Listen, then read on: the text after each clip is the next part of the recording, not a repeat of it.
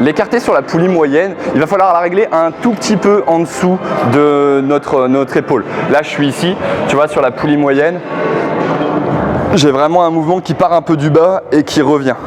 Donc je ne suis pas tout à fait aligné avec moi-même, je ne suis pas ici en droit, okay, qui me ferait lever les coudes. Au contraire, j'ai les coudes un peu vers le bas et je remonte très légèrement au niveau de mon mouvement. Plus tu es ici, proche des poulies, moins tu as de tension au début, mais tu as quand même une bonne tension à la fin.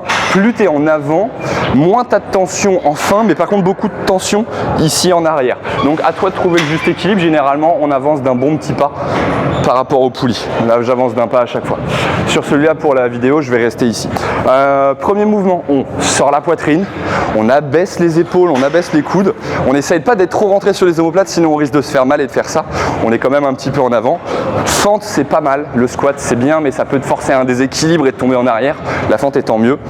Et on vient écarter ici, vers le bas, puis on monte un petit peu. On va pas monter trop haut, hein. Le but c'est pas de monter jusqu'aux yeux, le but c'est de monter jusqu'à la clavicule, jusqu'au sternum ici, c'est pas trop mal. Et on écarte. Attention, derrière, les omoplates ne bougent pas.